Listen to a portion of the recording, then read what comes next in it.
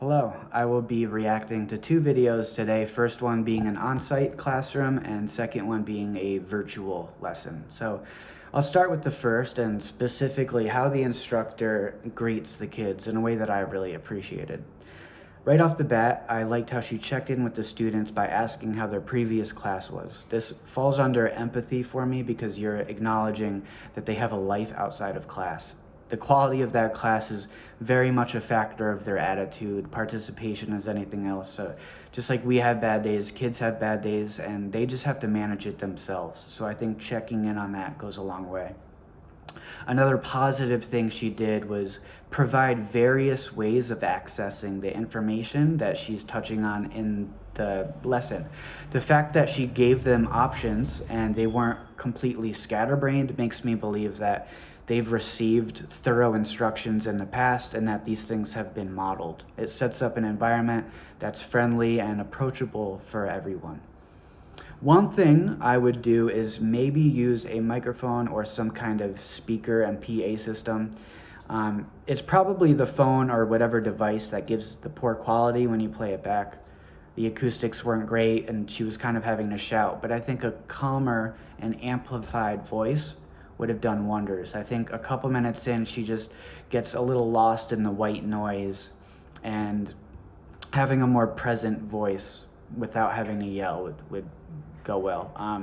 Another thing, a couple minutes into her instructions about researching, specifically using a dictionary, she could have used a visual aid that presented some of the options she was talking about. It also would have broken up her speech a bit. So I guess what I'm getting at is she's relying on the students having a good attention span, where I think it could have been broken up a bit. And just like having the dictionary on screen, she talks a while about a book cover, and she's standing in front of the class analyzing it as an example, and some of the kids don't have a book, some of them are sharing, some of them are looking at her, some of them aren't. I think she could have taken that cover and blown it up on a big screen, and that minute or two would have been a lot more potent with the visual aid. So I really enjoyed it altogether. I think she has a really good relationship with her students. Moving on to the online video. Online video is very positive.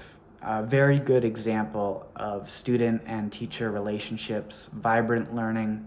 I really appreciated her response to kids after they had participated. She didn't have to ask or call on them, but she created a very welcoming, warm environment that made them all want to chime in, to the point where one student, a couple minutes in, even complimented her, like in the first 10 minutes, like, "Oh, learning with you is so fun." Teachers love to hear that, of course. So that was, props to her. You got to give it where it deserves.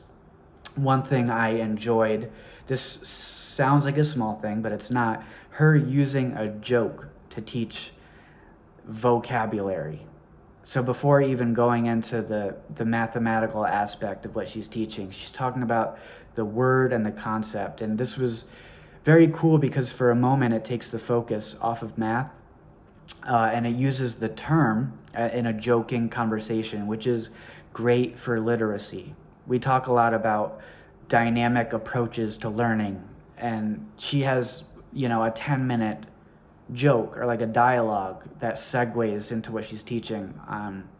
Our instructor for this module has mentioned multiple times how music plays a big part in the classroom, and I'm starting to think the same, to a lesser degree, could be true for humor. So big. It also kind of reinforces how AI is never going to replace education, because you can learn very quickly what an obtuse angle is. Here she's spending 20 minutes on the concept, the actual number, what that means in terms of degrees.